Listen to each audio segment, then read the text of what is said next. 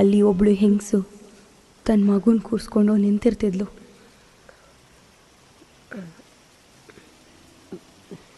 ಪಾಪು, ನೀನು ಇಲ್ಲೇ ಸ್ವಲ್ಪ ಕೂತ್ಕೊಂಡಿರು, ನಾನು ಕೆಲಸ ಮುಗಿಸ್ಕೊಂಡು ಬರ್ತೀನಿ.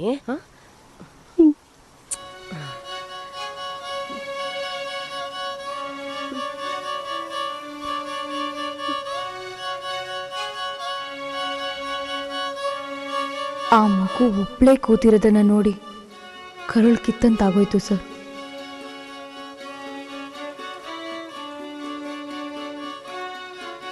ಸ್ವಲ್ಪ ಹೊತ್ತಲ್ಲೇ ಆ ಹೆಂಗ್ಸ್ ಬಂದು, ನೀನು ಏನ್ ಮಾಡ್ತಿದ್ಯಾ ನನ್ ಮಗು ಹತ್ರ? ಈ ಮಗುನ ಸಾಕೋದಿಕ್ಕೆ ನಿಂಗೆ ಎಷ್ಟು ಖರ್ಚಾಗತ್ತೆ? ಎಷ್ಟಾದ್ರೂ ಖರ್ಚಾಗತ್ತೆ, ಅದೆಲ್ಲ ಕಟ್ಕೊಂಡು ನಿನ್ಗೇನು? ತಗೋ, ನಾನು ಕೊಡ್ತೀನಿ. ಇಷ್ಟು ಸಾಕಾಗತ್ತಾ ಹೇಳು?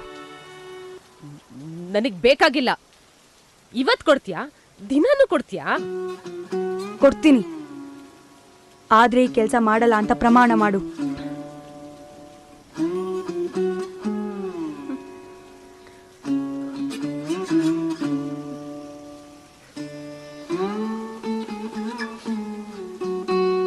ನಿನ್ ಮಗುಗೋಸ್ಕರ ಆದ್ರೂ ತಗೋ. ಮಗು ಮೇಲೆ ಪ್ರಮಾಣ ಮಾಡಿ ಹೇಳಿ ಕೆಲಸ ಮಾಡಲ್ಲ ಅಂತ ಕೊಡ್ತೀನಿ.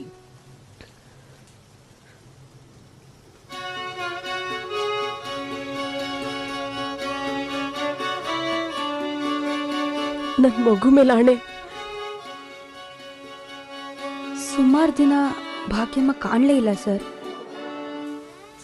ಆದ್ರೆ ಒಂದ್ ರಾತ್ರಿ ಭಾಗ್ಯಮ್ಮ ಭಾಗ್ಯಮ್ಮ ಈ ಕೆಲಸ ಮಾಡಲ್ಲ ಅಂತ ತಾನೆ, ಮತ್ಯಾಕ್ ಮಾಡ್ತಿದ್ಯಾ ಹೇಳು ಭಾಗ್ಯಮ್ಮ. ಅವತ್ತು ಆಣೆ ಮಾಡಿ ಹೇಳ್ದೆ ಮಾಡಲ್ಲ ಅಂತ. ಹೌದು ಹೇಳ್ದೆ, ನಿನ್ ದುಡ್ಡೇನ್ ನನಗ್ ಬೇಡ, ನಾನೇ ಸಂಪಾದನೆ ಮಾಡ್ತೀನಿ. ಯಾರು ನಿನ್ ತಲೆ ಕೆಡ್ಸಿದಾರೆ ಹೇಳು?